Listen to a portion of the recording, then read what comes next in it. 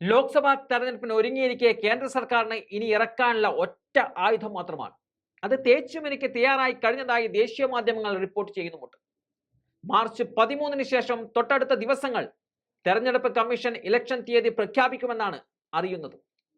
അതിനു മുമ്പേ തന്നെ ഈ ആയുധം രാജ്യത്ത് നിക്ഷേപിച്ചതിന് ശേഷമായിരിക്കും BJP തെരഞ്ഞെടുപ്പ് പോരാട്ടത്തിന് ഇറങ്ങുന്നത്.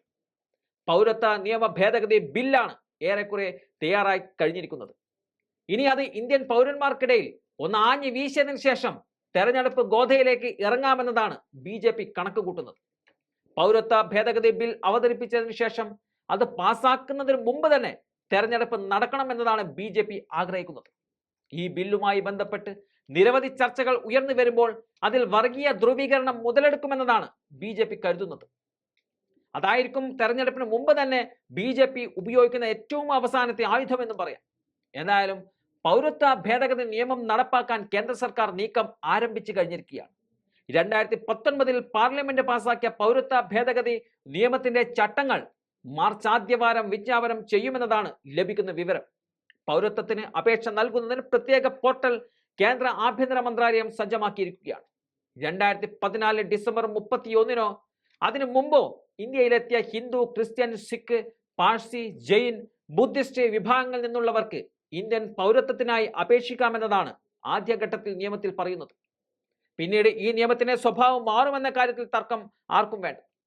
പൗരത്വത്തിനായി ഓൺലൈൻ പോർട്ടൽ രജിസ്ട്രേഷനായി തയ്യാറാണെന്നും കേന്ദ്ര ആഭ്യന്തര മന്ത്രാലയം ഇതിനകം ഡ്രൈ റണ്ണറുകൾ നടത്തിയിട്ടുണ്ടെന്നും അധികൃതർ വ്യക്തമാക്കിയതായി ദേശീയ മാധ്യമങ്ങൾ റിപ്പോർട്ട് ചെയ്യുന്നുമുണ്ട്.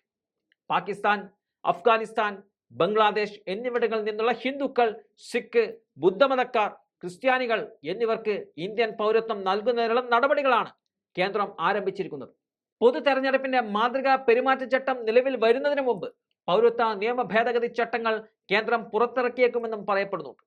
രാജ്യത്തുടനീളമുള്ള വൻ പ്രതിഷേധങ്ങൾക്കിടയിൽ 2019 ഡിസംബറിൽ പൗരത്വ ഭേദഗതി നിയമം ലോക്സഭ പാസാക്കുകയും 2020 ജനുവരി 10-ന് നിയമം നിലവിൽ വരികയും ചെയ്തിരുന്നു. എന്നാൽ ചട്ടങ്ങൾ രൂപവത്കരിക്കാത്തതിനാൽ നിയമം നടപ്പിലാക്കിയിരുന്നില്ല.